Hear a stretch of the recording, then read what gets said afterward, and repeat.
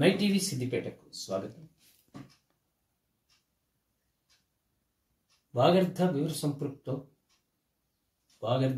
సంపృక్తో వాగర్థ ప్రతిపత్తి జగత పితరో వందే పార్వతీ పరమేశ్వర.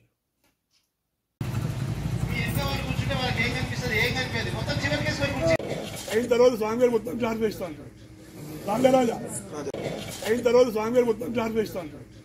రాజరాజా స్వామియే పార్వతీ హృదయానందం శాస్త్రం ప్రణమామ్యహం. విప్రపూజ్యం విశ్వవంద్యం విష్ణు శంభో ప్రియంసుతం క్షిప్రప్రసాద నిర్తం శాస్త్రం ప్రణమామ్యహం. మత్తమాతంగగమనం కారుణ్యామృతపూరితం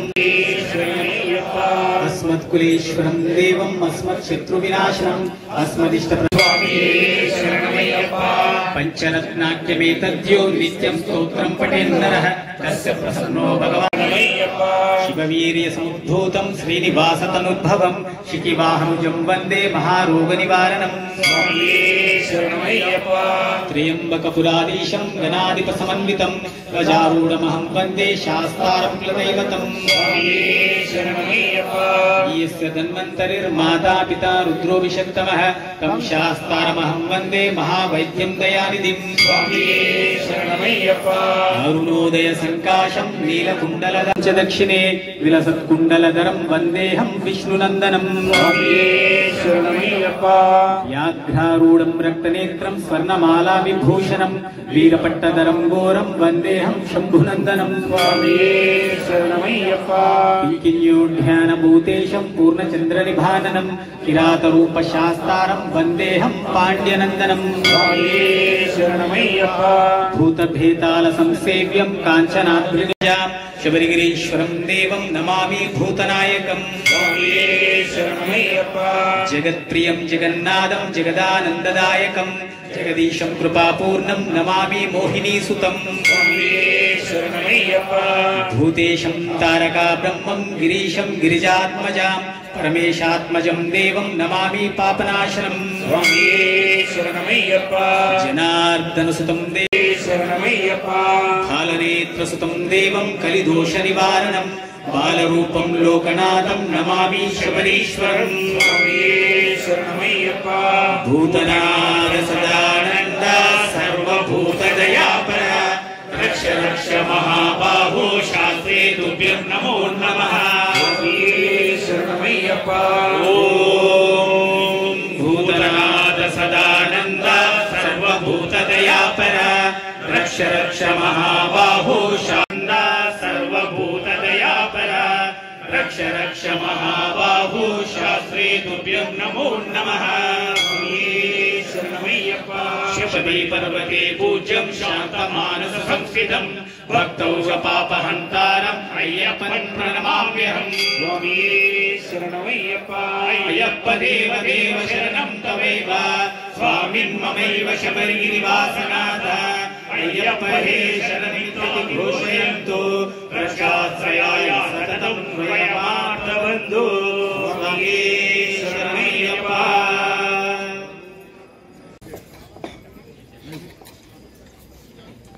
మనోహరాయ శాశ్వతాయ మంగళం గురువరాయ మంగళం ప్రసాదేయ మంగళం రాజరామ మంగళం రామకృష్ణ మంగళం అయ్యప్ప మంగళం మణికంఠ మంగళం శబరీశ మంగళం శాస్తాయ మంగళం మంగళం మంగళం నిత్య జయ మంగళం మంగళో మంగళం నిత్య శుభా.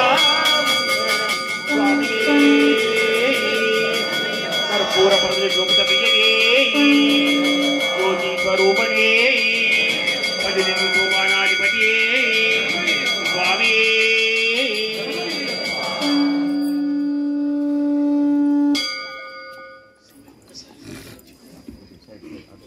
ప్రార్థిస్తున్నాము. కన్యస్వాములకు గురుస్వాములకు మానస్వాములకు భక్తులందరికీ నా ప్రణామం. ఈరోజు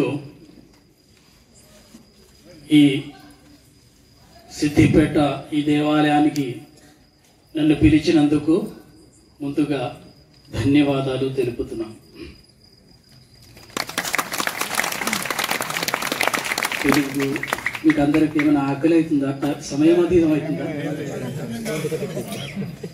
తెలుగులో మాట్లాడుతున్నప్పుడు ఏమైనా తప్పుంటే క్షమించాలి. ఏదో రెండు మాట్లాడుతున్నాం, తెలుగు సరిగా రాదు. అయితే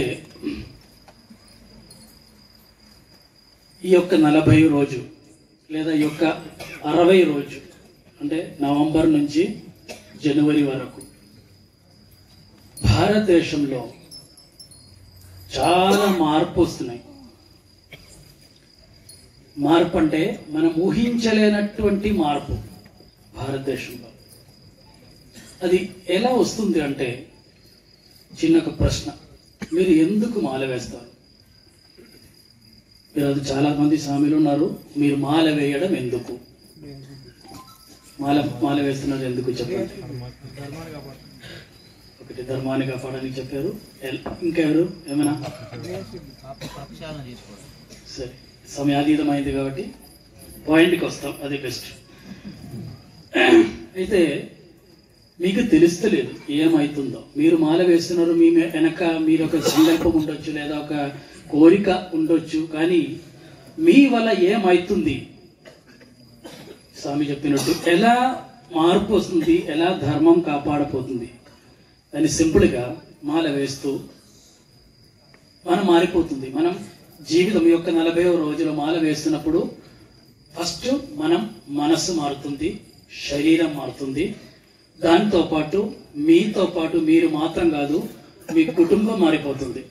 ఎందుకంటే మాల వేస్తే అది ప్రత్యేకంగా మాలశ్రీలు కానీ ఎవరైనా అందరూ శుద్ధితో ఉండి సన్మార్గ జీవితం అంటాడు. దానికి సన్మార్గ జీవితం అంటే మత్స్య మధ్య మాంసం అవన్నీ విసర్జనం చేసి సన్మార్గ జీవితానికి కనీసం 41 రోజులో మీరు వస్తారు. అంటే మీతో పాటు మీ కుటుంబం వస్తుంది. అంటే కుటుంబం వస్తున్నప్పుడు ఏమవుతుంది? మీ దేశం మారిపోతుంది. దేశం మారితే రాష్ట్రమే మారిపోతుంది. ఇది కేవలం చెప్పడం కాదు, మీరు ఊహించలేనట్టు. ఎందుకంటే ఎప్పుడో ఎవరో ఒక్కరు ఇలాగ మాలవేషులు కన్నిస్వామిగా, అది పోయి కాలం మారి ఇప్పుడు కనీసం ఒక సంవత్సరంలో 7 కోట్ల జనాలు శబరిమలకి వస్తున్నారని. అంటే 7 కోట్ల జనాలు ఉంటే కనీసం 40 కోట్ల మందులు, 40 కోట్ల భక్తులు ఈ యొక్క సంస్కృతి అయ్యప్ప సంస్కృతికి వచ్చి అంటే 130 crores నుంచి 30 crores ఆల్మోస్ట్ 27% మార్పు వస్తుంది సమాజంలో, భారతదేశంలో. ఇది కేవలం మీ ద్వారానే అవుతుంది, కేవలం స్వామి ద్వారానే అవుతుంది. ఎందుకంటే మన చిన్నప్పటి నుంచి శంకరాచార్యుల నుంచి ఇప్పుడు ఉన్నటువంటి వివేకానంద స్వామి అందరూ చెప్పారు. స్వామి చెప్పినట్టు ధర్మం కాపాడండి, సాంస్కారికమని మన మంచి సాంస్కృతిక జీవితంలో మీరు ఉండండి అని ఎంతో మంది చెప్పినా కానీ ఈ చెవిలో వింటాం, ఈ చెవిలో వదిలేదు. చేసేవాళ్ళు ఎవరు లేదు, ఉండే కొంతమంది. కానీ సమాజంలో ఇంతమంది మార్పు తెచ్చింది కేవలం అయ్యప్ప స్వామి ద్వారానే. ఆ అయ్యప్ప స్వామి సంస్కృతి ద్వారానే మన సమాజంలో ఇంత పెద్ద మార్పు వస్తుంది.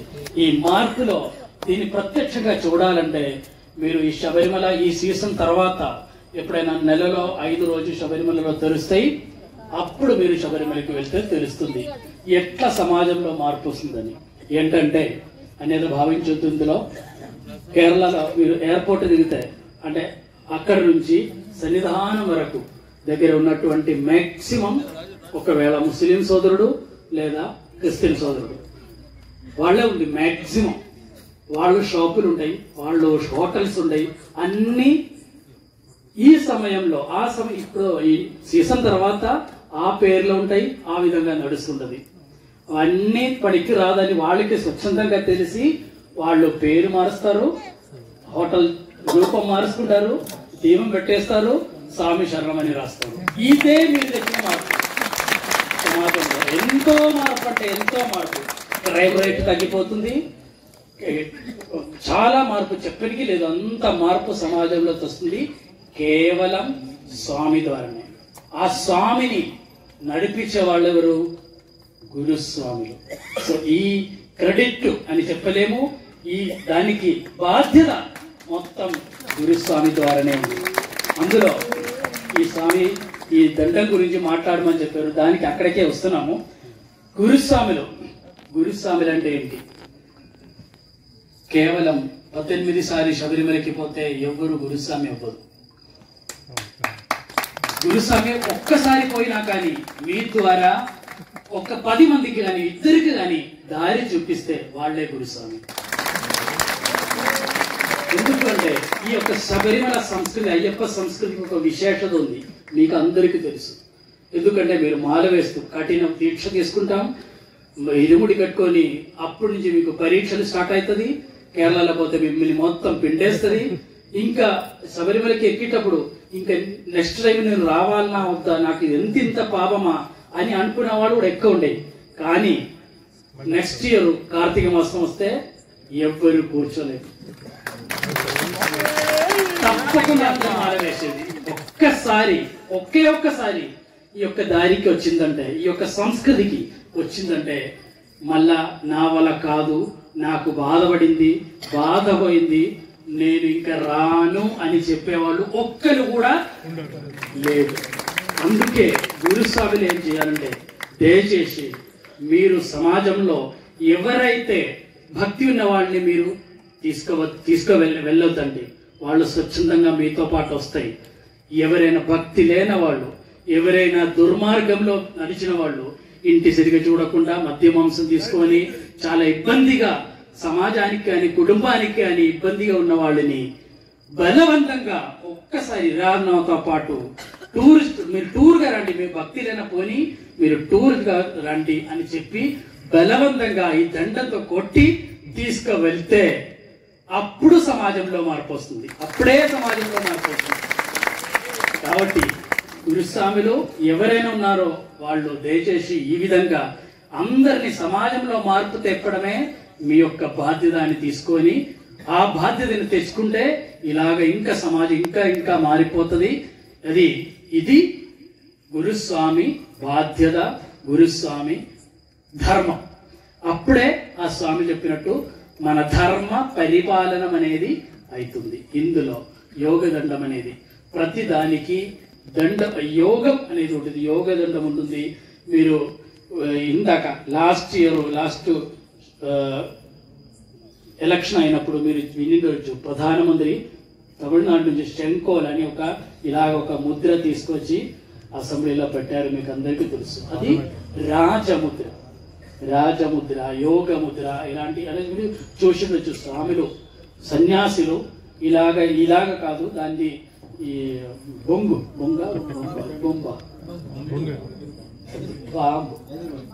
అది 7 అడుగులు ఉన్నటువంటి అది తీసుకొని దానిలో కాషాయం పెట్టుకొని అది యోగ ముద్ర. ఇలాగా ప్రతి దానికి ఇలాంటి యోగ దండం అనేది ఉంటుంది. సో ఖచ్చితంగా ఎవరైతే 18 అందులో ఇంకొకటి కూడా ఉంది, 18 తారీఖు ఏంది విశేషత? గురుస్వామి అని పదం వేరు, 18 అని పదం వేరు. మీరు ప్రతి వాళ్ళు శబరిమలకి వెళ్తూ మీరు ఎన్ని మెట్లు ఎక్కుతారు? 18 మెట్లు ఎక్కితే ఏం కనపడుతుంది మీకు? కాదు, ఒక్కటి కనపడుతుంది మీకు.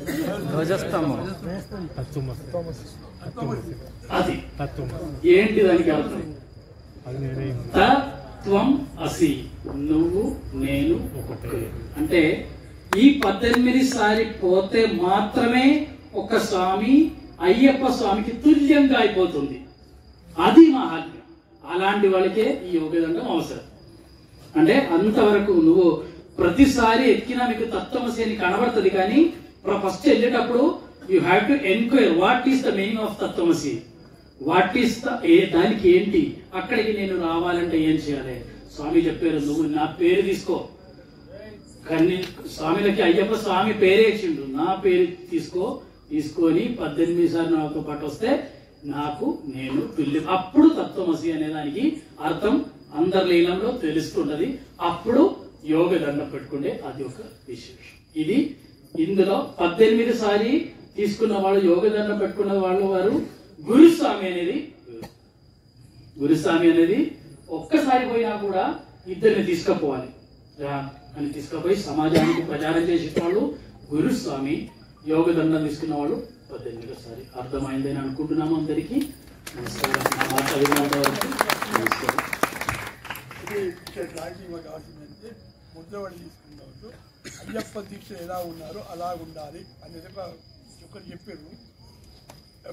మనమేమో ఉపదేశం తీసుకుని మంత్రము జపం చేసినప్పుడు మేము స్వామి ఇందులో ఒక చిన్న ఏంటంటే ఇది ఇన్బ్యాలెన్సింగ్ ప్రాసెస్ అంటారు. అంటే మీరు అనుకోండి, ఇప్పుడు మీరు ఈ 40 రోజు కఠిన దీక్షతో ఉన్నాను, చాలా సంతోషం. ఇది 365 days చేసిన అనుకోండి, ఏమవుతుంది? రాజ్యం మొత్తం కింద మీదకి అయిపోతుంది స్వామి.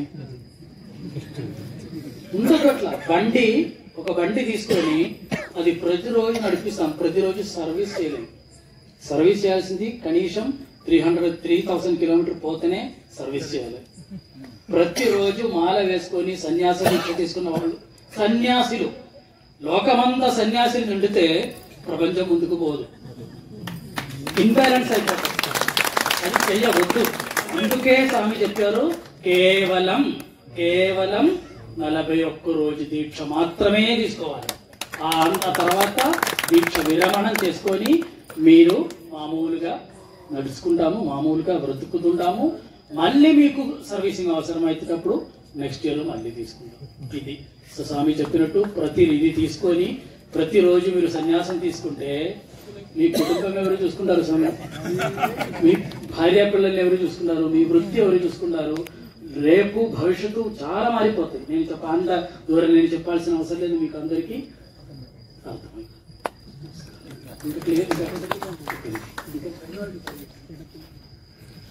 మేము అడగగానే మా యొక్క డౌట్లన్నీ క్లియర్ చేసిన గురుగారికి పాదాభివందనం చేసుకుంటూ